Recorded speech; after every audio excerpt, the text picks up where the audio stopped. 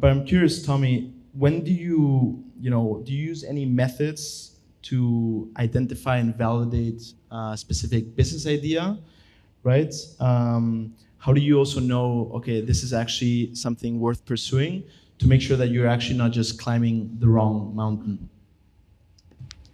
Yeah, it's a good question. So when it comes to validating a business idea, I think there's three important things to keep in mind, and it really depends on what your goals are, because you can make money with a lot of different things. Some things are just better at making money than other things. So you have to take into account marketability, scalability, and then passion, which really refers to like your ability to stick with an idea long enough to turn it successful.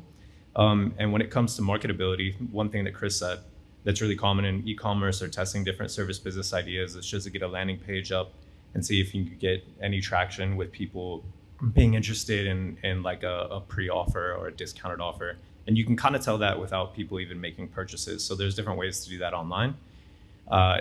In the service space, there's also ways to do that on like freelance platforms. If you're a freelance consultant, or if you're thinking about putting together an agency and you have different skill sets or different services that you offer within an agency, you can offer those services and see which of them kind of like hits better than the other. But so with regard to marketability, you just have to find an idea that actually is out there that's reasonable. I think like too many people try and reinvent the wheel or invent things from scratch, which is where a lot of people go wrong. In multiple types of spaces, but particular, I guess, in like the e-com space, sort of what Paulo was saying as well. Like you can kind of start with anything and then you can iterate. But it really does help if you start with something where there's a big enough market to begin with. Scalability, this really applies more to services in terms of the initial evaluation than it does to like products. Because of course there's different variables associated with putting together complex products, etc. But with services, it's really important because scaling services is super difficult.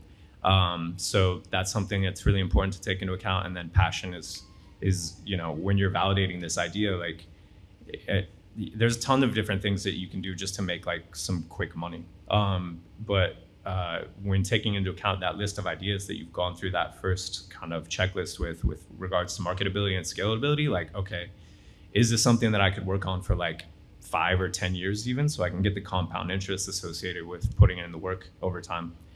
I stole some of these principles as well from Richard Koch because I was at that event with Chris as well. But it really kind of fits into the standard way that I've validated business ideas in the past in terms of understanding like whether or not I was going to stick with something.